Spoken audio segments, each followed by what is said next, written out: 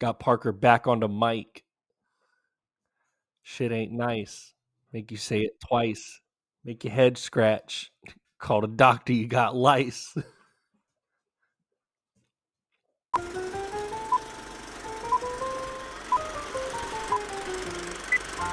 Ladies and gentlemen, prepare for a cinematic odyssey through the 100 greatest films spanning from the roaring 1920s to the cutting-edge masterpieces of 2024. Carefully curated from the lovely people on Letterboxd. Two intrepid souls embark on a journey through a treasure trove of timeless classics and groundbreaking contemporary works, where each frame embodies the enduring magic of the silver screen. Grab your popcorn and join us on this epic expedition through a century of cinematic excellence, where every film promises to enchant, inspire, and leave an indelible mark on the soul. And now, for your listening pleasure, here are the LetterBros.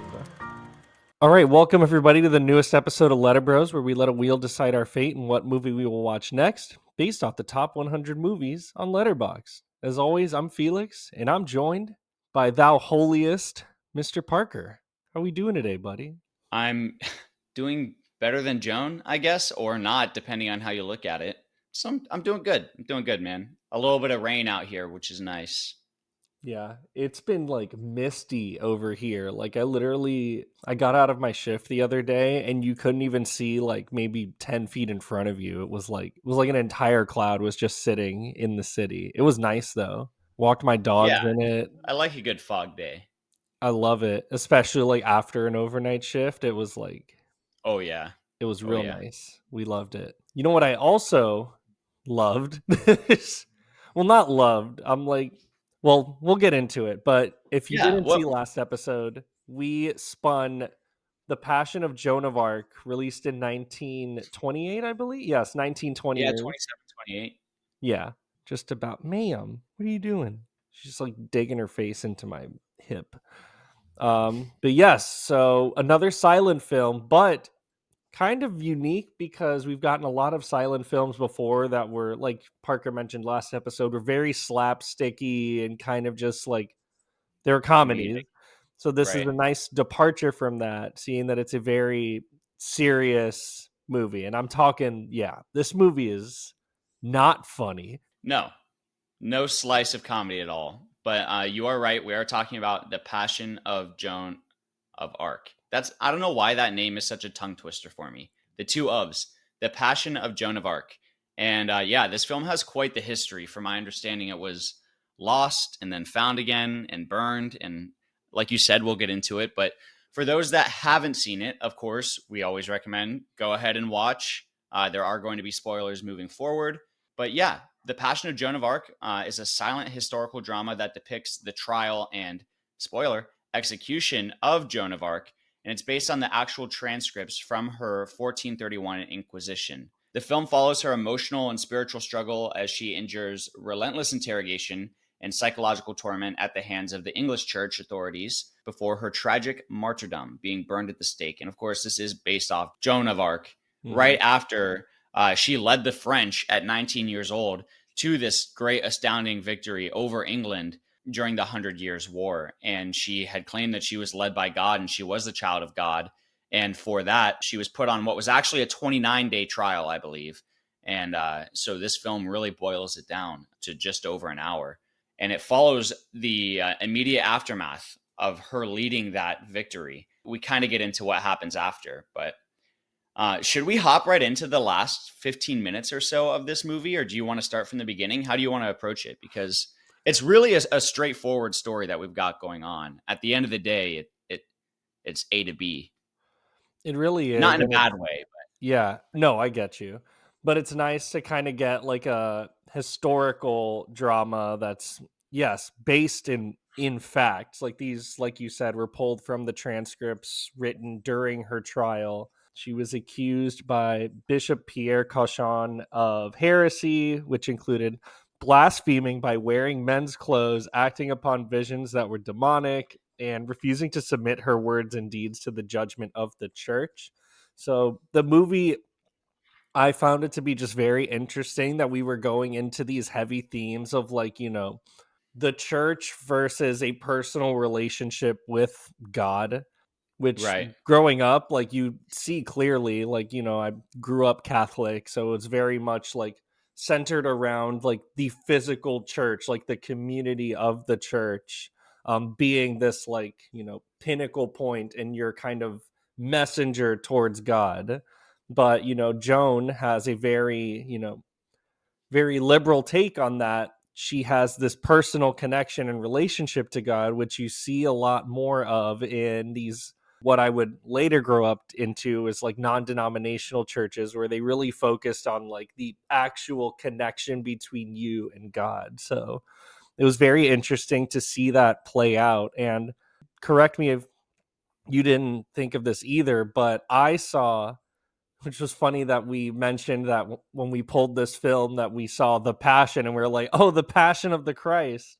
Hmm. This movie was pretty much The Passion of the Christ in my I eyes. haven't Like, seen it.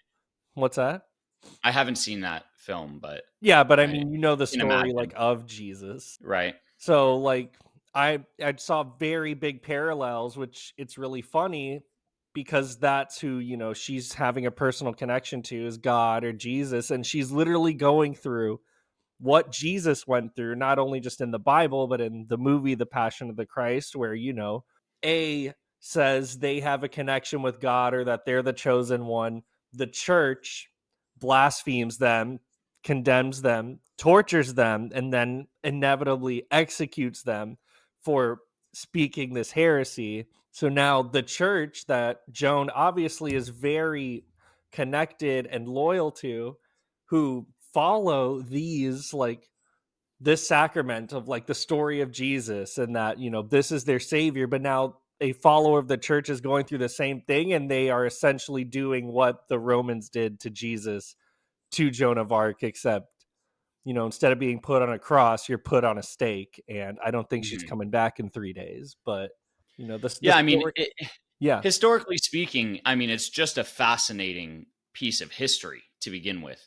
So it's really cool to have this silent movie that is pretty historically accurate for all intents and purposes, Hmm. in terms of pouring over the court records, pouring over all of the transcripts, the dialogue that actually took place in that setting. It's directed by Carl Theodor Dreyer. We should mention that, but he seemed very passionate about the history itself, and you can tell that he had a story to tell and he wanted to do it in a way that paid proper homage to the actual events that took place. So it's really a fascinating movie in that way. And like I said, it's survived a lot. From my understanding, it wasn't very well received when it came out, just because of the criticism towards the church and figures of authority, and it was heavily censored. At one point, I read that it was burned and then rediscovered in Norway. I'm not sure how accurate that is, but that's what I saw on the internet. So we'll go with it. But it just seems like this film has had a very storied past.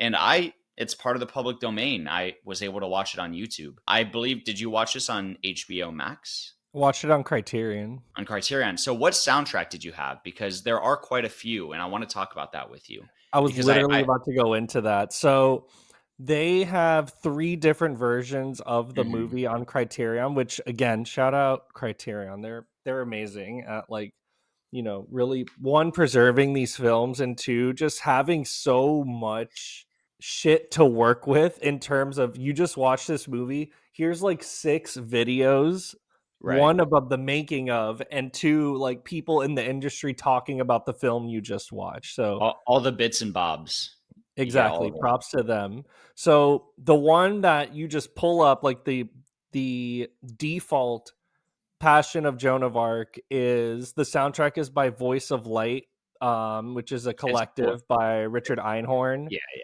who, like, I don't know if this is the one you watched, but it was like very orchestral, Is this the very one you poignant. watched? What's that? Is it the one you watched? Yes. Dang it. I was hoping we watched different versions. Oh, you did? You watched that one too? Yeah, the one that I watched was Voices of Light as well. And Which honestly, in fucking credible. Holy shit. Like when you're watching it and like you're going through like all the title cards and all that, and like it's just this very like it's just a solo choir person singing in the back, and then the whole fucking orchestra and choir comes. I was blown away. Literally my first note is, holy fuck, this opening score. Yeah, It's yeah. just it's incredible, dude. Like I the and did just really like it, but I would be so interested to watch a more subtle soundtrack. Watch it with a more subtle soundtrack, so or there as were two more versions of it on Criterion. So there Mhm. was one by Mine Yanashinata, which was more like minimal piano, like it wasn't really like I don't know, anything to That's write the home one I'd about. like to It's watch just it with. Actually, what's that? is the piano one is the one I would go back and watch it with. Yeah, it's like it doesn't take away too much from like what you're seeing because like to what you said, like the director didn't really have like a definitive score, but Right. it's Well, hard to I have believe at one one when you point don't have he like suggested syndicated or synchronized sound yet.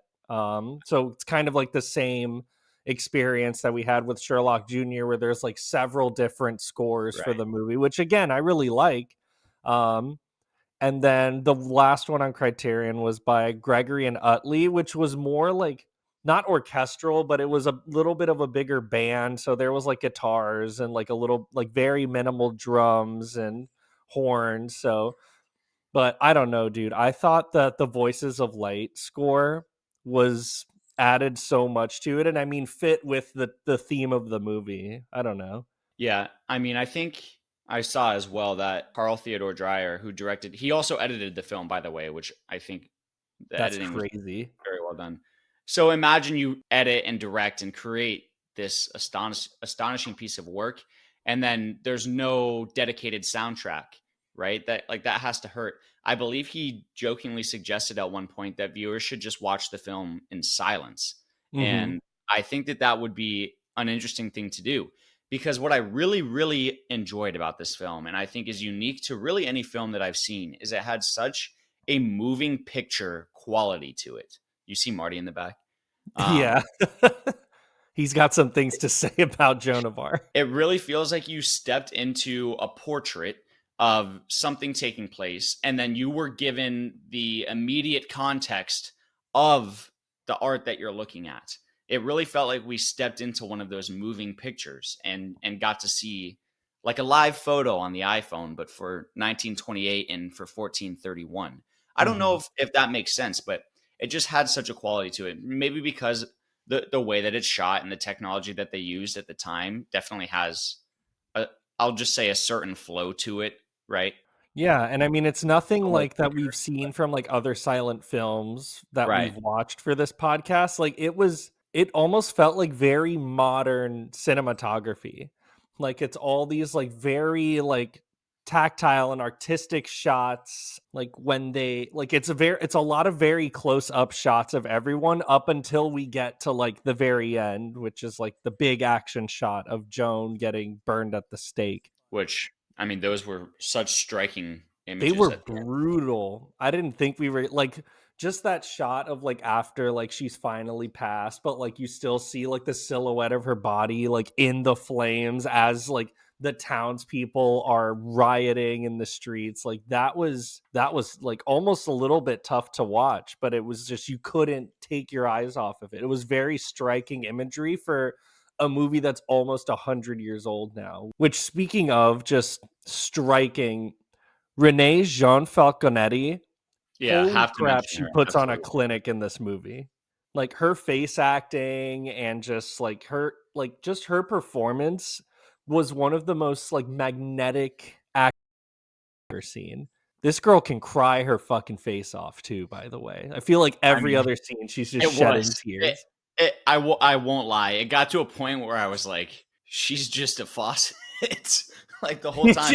But She's but it's crying like chunky ass tears, dude. I She's know, like I know, and she's just silent the whole time. It's not like she's out here sobbing and grieving. I mean, it's just silent tears for the whole movie. I do wish that it started maybe a little bit later. Like that's one thing I feel about the film is that there was a tremendous buildup, but I feel like it started off already so up here that it could only really get to up here. So I just feel like there could have been maybe a little bit more of a build during the film. And that's just a small nitpick if I had to say anything really. Because yeah. this is one of those where, and we'll talk about it, it's not like just a movie you put on and watch, right? It's not a movie that you just, at least for me personally, I'm sure that there's some people out there, but, and no hate, but it's just not like a feel good, like, oh, I really enjoy, let me tell you about this movie. Like, I really, but it's still a movie that you can appreciate. And it's one of those that you want to just put on the shelf in a museum and just enjoy the fact that you got to watch it and enjoy what was put behind it and know that you just watched a really an important piece of history, both in the film world and in the world at large. So that's kind of where I'm sitting with the movie. And it's really a hard one. I mentioned to you, a hard one to put into the ranking system. You know, it's one of those that I just want to be like, no rating. I'm glad I watched it. No, I'm No, just it's tough. So it's like, obviously these movies are on the list for a reason. Like even just like appreciating the work that it took to keep keep this movie alive in people's right. memories. Like obviously like you said, like it's been burned or it's, this was almost a lost piece of media, but there were people out there that had a personal connection to this movie, which I sort of did. I mean, grew up very religious in the household. Like, it's very interesting to see these dynamics played in a movie that's almost 100 years old and still have this message be relevant in 2025. It's obviously people think that this movie is important and it is. So you just have to sit back and appreciate just how the journey that this movie has gone through to continue to be relevant. So Mhm. like it's tough because then you want to watch it as a movie and you're not like honestly, like as people have watched this podcast, we're not the biggest fans of silent films, but this was something very unique that I we've wouldn't seen. even say that. I mean, I think you and I both enjoyed Sherlock Jr. And I think that maybe City Lights I enjoyed City Lights less. I didn't really, City Lights Marty was enjoyed City Lights more than you did.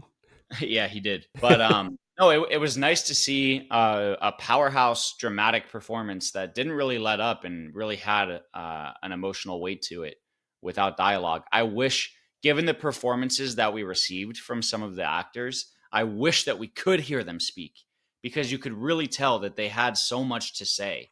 And they did a really good job of saying it in every way that they could. And another thing, real quick, before we dive into the ratings, this film moves kind of in a way in which you have to pick up on everything because it doesn't have a title card for everything that is said. You follow? Like, Yeah, there's a lot of shots where you see people moving their mouths, but no words are being uttered. but there are still things happening that you have to be watching. So, No, correct. I mean, but just like even going to like your point of there's not a title card for everything. The dialogue that we do get and that we do see on the screen, I had to write down a lot of these quotes because some of them hit really fucking hard. Like, I'll give two that really stood out to me. And one of them was, the main bishop that is accusing Joan of Arc throughout the whole movie. Like, they're really teetering like the line of like either trying to they wanted to arrest her confess that and she put her fled. on trial for the crimes that she's committed, but also trying to be the church and being open and forgiving. Because I mean, it's forgiveness is a very big thing in the Catholic Church. But there's a scene where Joan, as after the torture room scene where she passes out and they just had to drain her blood, and he's sitting there and says the church always welcomes back its lost sheep. Then Yeah, Joan is in this state of just like not euphoria, but she's lost a lot of blood, she's kind of loopy, and she literally puts her hand out towards the bishop and he just like snatches his hand away. So like these lines just like kind of pulling the veil off of like what the Catholic Church was back in the days is crazy. But there's one line that after like I saw it on screen, it fucking hit. And it's right before she gets burned at the stake. And one of the bishops asks about like, like, was it worth it to like, take your word back after signing this little treaty that said that what I said is a lie. yeah, And it's just he asks about, and what's your victory? She says, my martyrdom. What's your freedom? my Death. death. Yeah, It's fucking crazy, dude. Like, it's bars. so good. Bars, exactly. But just, and it's such a pivotal point of the movie right before she gets burned at the stake that I didn't think that this movie was going to hit that hard. So I think they're very selective of like what their cue cards show. Like they really want to just have you see They the made them count. important lines of the movie to just one push the story forward, but two know what lines are going to be more impactful than others. Do you have I any agree with final every word thoughts you said. before we dive into the rankings? I really don't think so.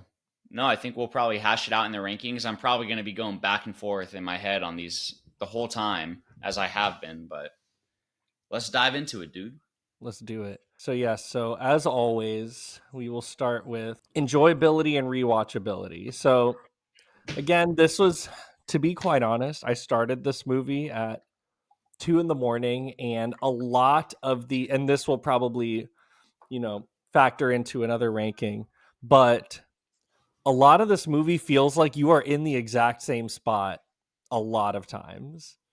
Yeah, Like and things. Yeah, I agree. like there's a lot of shots obviously that are like close up, so you never really know like where you are, and you feel like the first time I watched it, I thought I was in the same room the entire movie. But then watching it again, it was, very clear that we're in different spots. But that'll go into another ranking. In terms of enjoyability and rewatchability, I gave this movie a 10.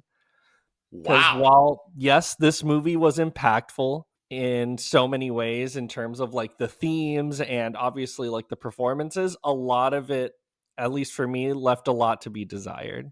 This isn't a movie that I would go and rewatch later on. Like, obviously, in the context of this podcast, it's incredible to watch this like historic piece of film history. Like, one example I'll give is Nosferatu came out last year. And so in preparation of that, I rewatched the original Nosferatu, which was much like Joan, another almost piece of lost media that was Yep. burned and all this other stuff. But I don't know. It's not, I feel like they're still in this kind of fine line of like knowing how to make a movie and knowing what acting is. But I feel that Joan of Arc is closer to what film would become later on. But it's Well, just not something that I would personally because it rewatch influenced again. it, because I think Joan influenced it, and I think that a lot of what was done in terms of the cinematography and the editing and the way that, I mean, Maria Falconetti's face is just right in your face for 40% of this movie. Like, I wasn't around in 1928, but I don't think that a whole lot of film directors were doing stuff like that. Absolutely And not. I mean, just even looking at that versus Nosferatu that came out 6 years prior, and it's like mhm, Nosferatu is like the goofiest looking shit that you've ever seen. But then you see a movie like Joan of Arc, and it takes like these very artistic shot, like every shot, and we'll dive into that later. It's chosen for a specific reason. So, and it's obviously influenced a lot of what Hollywood is today. Like this movie was almost 100 years old and felt very modern. yes, I was gonna say, when you take a look at like Robert Eggers' collection, right? You see a lot of, it's really not similar, but those long and lasting shots on something that is pretty much still, like a face, or the head priest who's up there just watching, and you're just in on him. And Hmm. it felt very, you felt very intimate with these characters, and that was credit to the cinematography. However, I give it a 6 in terms of enjoyability and rewatchability. I was Damn. surprised that you gave it a 10, and I know that that sounds harsh, but again, it's, for me, it's really just a movie that I feel like I didn't really get a whole lot of enjoyment watching it. And I don't necessarily mean that in a bad way, because, like I said, there's still so much to appreciate about the film, and that's definitely reflected later on. But when it comes to rewatchability, I don't think that that's really a thing for me in this film. And when it comes to enjoyability, there were definitely some times where I was just like, I'm really not super dug in right now. And I did feel that along the way. Hmm. However, in terms of the story, I give it a 13 out of 15. And I'm really tempted to bump it up to a 14 because it's such a succinct and thorough case study on what was a 29-day trial, surrounded by even more years of context, right? And you, to boil it down Hmm. to an hour and 19 minutes and tell it in a way that is powerful and lasting and impactful is difficult, and it's done very, very well. However, I almost feel like there could have been either a little bit more or a little bit less, if that makes sense. It just felt very trial, straight to confession, to coming back from that confession, and then burned at the stake. And I don't know if it's because I knew where it was going to go, if that had an impact on it. But I mean, a 13 is a great score. So yeah, that's where I think I'm going to stick with 13. Like I said, I'm going to be going back and forth on a lot of these, dude. No, same. I mean, I had originally, like, when I first, like, ranked this movie the first time watching it, I had given it an 11, but then upon rewatch and just kind of diving deeper into the movie, I ended up with a 14, funny enough. Yeah. Just like the parallels that they have in this movie, just based off of, like, again, I kept comparing this to Passion of the Christ. Like, it's so crazy to think that one, like, yes, obviously, like, Jesus was a real person. They had, obviously, this story is timeless, like Hmm. the trial of Jesus. But then to see it happen to somebody who Yeah. follows the Lord and is very devout to the Roman Catholic Church, who believe the Passion of the Christ and see that as the story of the one true God. But then when it's happening to a member of the flock, they condemn them for it. So it was just a very strong story in my eyes, and it's told in such a gripping way, which performances we'll get into later. But I had, this story was very close to home and very just striking, and it's obviously still relevant today and has lasted this long. So I think it's a very strong story. So Yeah. 14, I'll say it's a really good score for that. And if I can sneak in too, I Yeah. wonder what it's like from a French perspective. Because at the end, I was like, "Fuck yeah, France! Like, let's go Hmm. France." I'm glad I'm all Italian in terms of like family tradition, but technically my last name is French, so it made me very proud as like a 1% Frenchman. Well, they It's even like say in the movie that, like, Joan of Arc is the heart of France. Like, she is the right. I heart mean, of, there's such a passion behind it for Joan, for her passion. You know. even after all of that happened, like, she was still canonized as a saint in 1920. Like, obviously, Mhm. like, many years later, but they continue to see the story of this woman who had a personal relationship with God. Like, visions true or not, like, she was still able to, like, keep her connection with God close to be able to have these tremendous victories during the 100-Year War. So, like, just to have that connection, still be devout to a church that is literally burning you at the stake, it's something truly amazing to behold. So again, props to Joan of Arc. She's amazing. In terms of lasting impression, I gave this a 12, just because, again, like, this isn't a movie that I'm going to go and rewatch, like, then just put on in the background. But I was very surprised with how I felt after the movie was over the second time watching it. I am gonna give it a 14. Hell yeah. Yeah, I had it at a 13, changed it to a 14.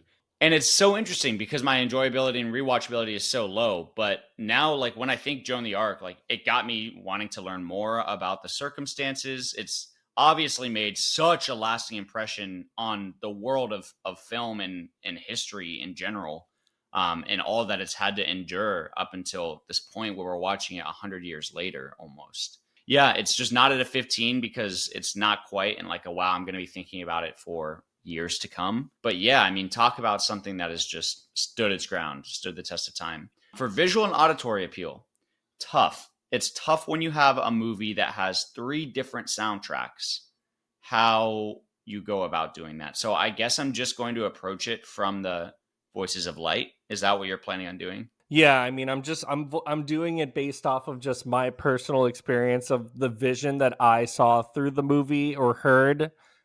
So we'll get I'm into it gonna when give it. it yeah, I'm gonna give it an 8 out of 10. I think there's a lot done visually here that's just I mean, it imprints itself on your brain. Like I said, moving pictures. Like there's tons of stills that you could pull from this, and that single still would tell 1,000 stories. And that's again credit to the acting too. But like I said, I thought the Voices of Light was a little too much too early.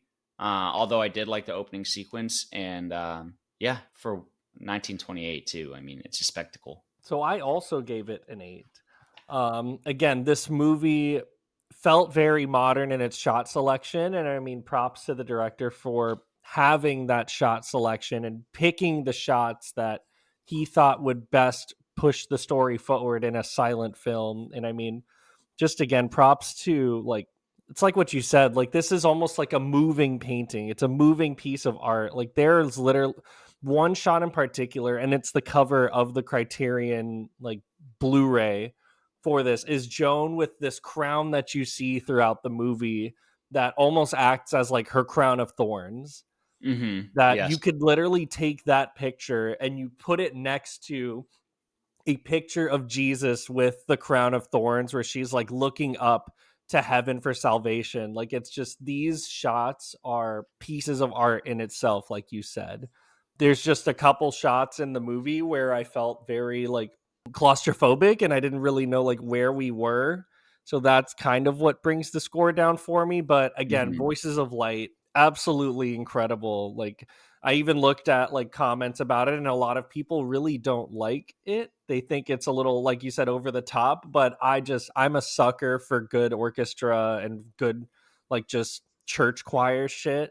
So to have that be the beginning of the movie hooked me in and continued my enjoyment throughout. Is it French opera that they're singing? I don't think so. I think it's Because it sounded Latin Italian for or some like reason. Italian. Yeah, I would think it's Which, more Italian.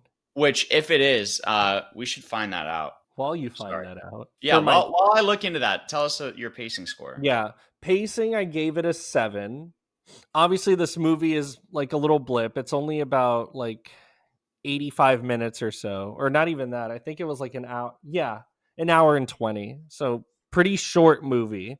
But there were some parts that kind of dragged on. Like when we're not in the trial room, the torture room, or just outside for her for the rest of her trial, I felt like we were just kind of in the same room the whole time, and it kind of lulled in that aspect. But then everything else after that, like you're engaged and it's continuing to push the story forward. Voices of Light is Latin. So Yeah, okay, definitely not Italian I with some French. figured it's It's like church, middle. dude. It, Everything's Latin. it's middle French is what it said with Latin. So yes, pacing. I also give it a 7. There were some times where I kind of had to rewind just a few times. Pretty much everything you said. Yeah, it's just I felt like it probably could have been a little bit shorter, or I hate to say it, but like if it were a talkie, it could have been even longer, and we could have got even more in depth with things. The pacing just felt a little bit off at times with me, and like you said, especially the beginning of the film is kind of disorienting, and not in a way where I'm like, okay, Joan is disoriented, so I feel disoriented. And maybe that's a good thing. I don't know. Like you're seeing it from her perspective, Yeah, but like you I, it's not a character choice for you to be disoriented. Like I mean, Joan is supposed to be the vehicle for the audience. Like we are supposed to be feeling right. what Joan of Arc is going through. But when you're getting disoriented from the story and the choices that the director is making, that's where it could kind of have its fault. So, am I an ass for giving this an 8 in acting? I really think that I want to push it to a 9 just because of Falconetti's performance and what she did on screen. I'm going to stick it to an 8, and because it's just how I feel and I just got to go with it. Falconetti, I mean, she did amazing work. Like I said, I wish that I got to hear these people because it really felt like they had a lot to say. However, it did feel as though some of the tertiary characters were a little out of place. Some of them felt a little cartoonish to me, the way that they were kind of presenting themselves. So I'll land it there at an 8, but Falconetti, 10 out of 10. I also gave it an 8 for pretty much the same reasons. Like Falconetti, like you can't give a 10 or a 9 to a movie where only one person is pulling off these amazing feats in acting. Like Falconetti's performance has obviously stood the test of time and is, it's harrowing what she's doing. And I would have loved for this to be a spoken word movie to hear not only just like her face acting, but see how she is like conveying these lines and these amazing quotes from this movie.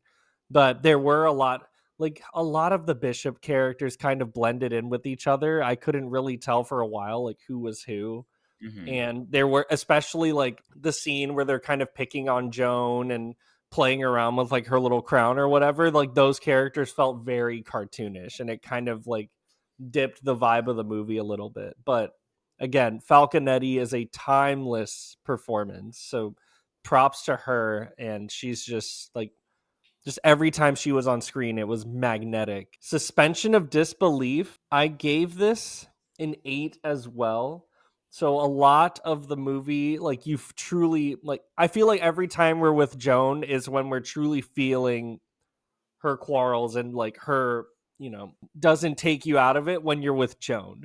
Every time you're with like these tetchy characters, it kind of takes Tertiary. me out of it a little bit, but it's not very often that it happens. Like every time you are watching the movie, you are in there with Joan and feeling what she's going through. So that's where I feel comfortable leaving it at. I give it a 10 because I'm not going to sit here and tell. Allow me one moment. Hell yeah, dude. You know, when you have a guy like Carl Theodore Dreyer, who clearly went through his stuff to make this movie and really get the stuff that counts, I'm not going to sit here and tell him, buddy, I'm giving you a 9 because I don't think that this really. For all I know, I could be sitting here saying, oh, I really didn't think that this was plausible, when in reality, that's exactly what the fuck happened. And Yeah. I'm gonna trust Mr. Dreyer on this one and give it a 10 because I had issues with the pacing, and I didn't, I wasn't on the edge of my seat really until towards the latter half of the movie. I still think that I wasn't taken out of it. Like I may have been a little bit bored at times, but I mean, it's props to him for doing what he did to tell the story that he did in a way that can be reflected on as generally historically accurate. I mean, that's incredible.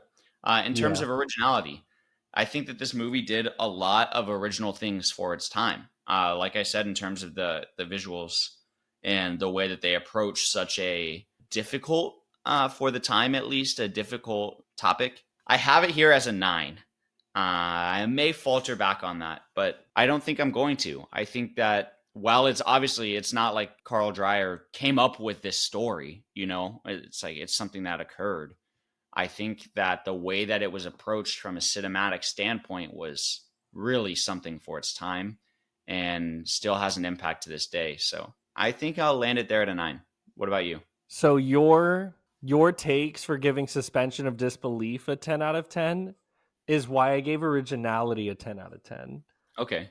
So again, the story is not, like you said, original. It's based in fact. It's transcripts from the trial of Joan of Arc. But in terms of this one being a silent film, being almost 100 years old, but making this movie feel so modern in its shot selection, in its storytelling, and in its performances is something that I didn't think. Like initially when we pulled this movie, I thought we were going to get a kind of campy looking tale on the story of Joan of Arc. Like we were going to get a lot of these shots that we've seen in like Sherlock Jr., like very limited shot selection, but this movie felt like what you said, a moving piece of art.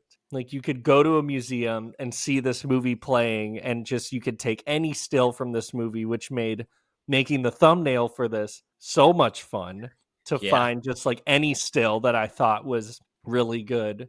But to have this be coming from a movie that was almost lost to us, but has continued to stand the test of time, I think is wholly original and just well deserved of the Holy. accolades and praise that it has garnered. Sorry about that. It's okay. For attachment, it's where I'm teetering. I think I might see what you think first because I'm kind of on the fence about it. That's fine because I'm very confident in my 2 out of 5. Uh, Okay. yeah, it's just that's attachment's a weird thing to like try and justify. It's because it's literally what's your out of 5. How personally attached are you to this film? And I feel like it's a 2 out of 5 for me. I think I really appreciated watching it. I'm going to continue to appreciate it, and it's a 2 out of 5. That's fine because I also gave it a 2 out of 5. Okay. I didn't know like if you were gonna go to a 3, I would have been like, all right, like let's push it to a 3 because I originally had it at a 2 at first. Oh, really? Um, Originally it was at a 2 because I wanted to push it just past 75 to make it a 4-star movie. But just even Ah, talking about it now and just like having this discussion, I had to kind of adjust my ratings based off of that. So, but that's where we all sit right. at it. It is Where does a it land? It's going to be upper middle of the pack, I think, right? It is right All right, above number Fanny and 12. Alexander. Every time that a movie goes above Fanny and Alex, I give it a 1. I give it a 0 for attachment. I'm kidding. You want to go back? All right. I'm sorry. And above Love Exposure, Dude, how are you were having some like pretty kooky, like we were usually I'm the one giving like the higher number to stuff, but like you were feeling yourself in this movie, dude. because I have I a feeling of genuine respect and passion for the craft of making movies was certainly ignited like inside of me watching this. I think that's the best way that I could describe it. It's not my cup of tea. Like, I don't necessarily enjoy sitting through this type of cinematic experience, so to speak. But I couldn't help but feel amazed at the fact that these are the stories upon which the industry was built. I mean, truly. Having that perspective of it, I think really bumped it up. And I mean, it does tell a crazy ass story, dude. I agree It's with really that. an achievement. Well, I was just going to say, I think it's interesting now that we've been doing 20 some odd episodes of this, you start to reflect on the movies that you watched a couple of weeks ago, a few months ago. And that's where a lasting impression is really fun. So I would be curious to hear your thoughts on a retrospective episode, like every 25 movies or so, where we go in and adjust lasting impression. I'm not saying that we have to do it, but it's an interesting thought. No, for real. I mean, I'm even looking at like what I gave Fanny and Alexander when we first rated it. I had it at a 2, but I feel like I would bump that up now. I'm like thinking about it. I'm still thinking about Fanny and Alexander. It's not necessarily a running joke in this in this like I know. series, but It's really like I feel like Fanny and Alexander, Love Exposure. When you get to Love Exposure is where we start getting movies that I think you and I both really liked. yeah. Well, no, the movie that I say that like we both definitively thought was probably the best in the series was probably Witness for the Prosecution. Yeah. Where we both just agreed that this movie fucking rocked, and then you get shit like Parasite, Spirited Away, Lord of the Rings, and Star Wars that it's like, fuck you, Felix, you're fucking teetering this shit towards. I No, it's okay. I'm enjoying it. I'm really enjoying seeing this list come together because at the end of the day, that's what it is. It's a combination of our different perspectives. That's what makes movies great is that two people can come together and have a conversation about different thoughts that occur to them while watching the same thing. So it's been fun to watch it come together. And on the whole, I agree with our list. I really do. Yeah, me too. So Dude. let's see what we're going to add to it next, unless you have anything to add. No, I don't.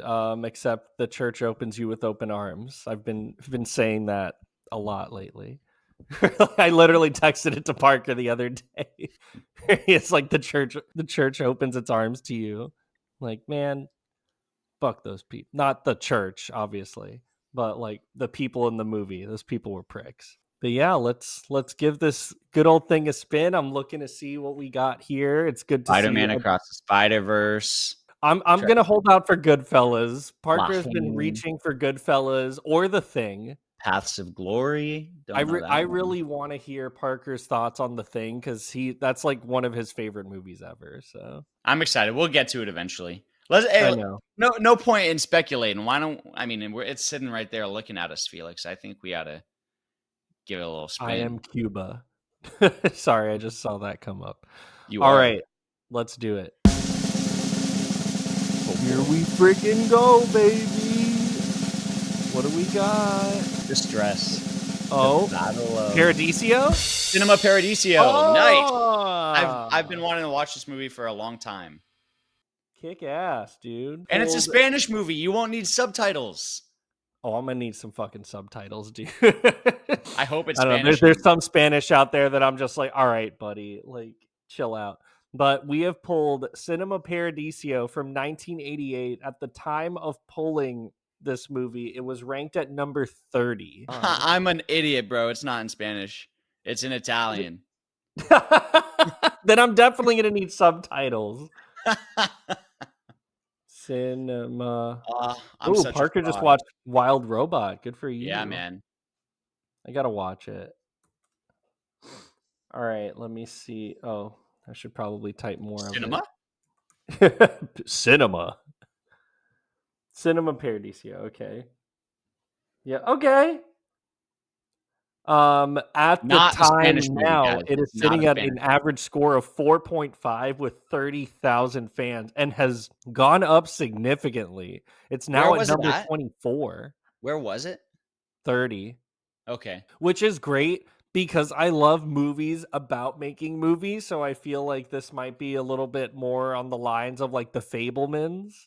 So we'll see. But We shall. we have we have Cinema Paradiso from 1988, the Italian title being Nuovo Cinema Paradiso, Nice. directed by Giuseppe Tornatore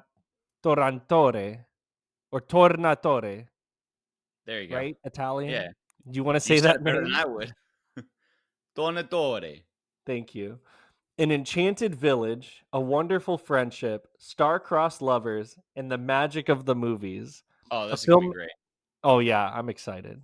A filmmaker recalls his childhood when he fell in love with the movies at his village's theater and formed a deep friendship with the theater's projectionist. This is a LetterBros movie if I didn't see it coming, dude. I'm I excited. love movies about movies. All So, right. So yeah, Cinema Paradiso. but I'm excited for it. Again, this is a more modern movie. It came out in the 80s, so Yeah, a I'm little loving piece that. of 80s Italian cinema. Exactly. But thank you as always, Parker. It's always good to, talk about the Lord and talk about movies with you. But as As always, long as the Lord does not lead you to victory over England. exactly, because then that's when you're fucked. But as always, where can people find you, dude? You can find me on Letterboxd at Parker_Paget. If you want to see my review of The Wild Robot, as Felix just mentioned, go and check it out. It's 3 words. So, what 3 words describe The Wild Robot from my perspective? Find out at Parker_Paget. Yeah, that's all. Felix. You can find me at Letterboxd at Ezio911. That's ETZIO911. I have been posting on there a lot. I just watched Companion. That shit rocked. It was so much fun. So if you want to see my review on that, go ahead and give it a little look-see. And from there, as Parker mentioned, this has always been fun. We're excited for Cinema Paradiso. And thank you for Paradiso. watching. This is the letter. What's that? Paradiso. Io. Is that what it Paradisio. says? It's Paradiso, bro. Fuck. You fake Italian. No, just kidding. Start over. Start I over. would. Welcome back to. But again, this is the Letter Bros podcast, and we will see you at the movies.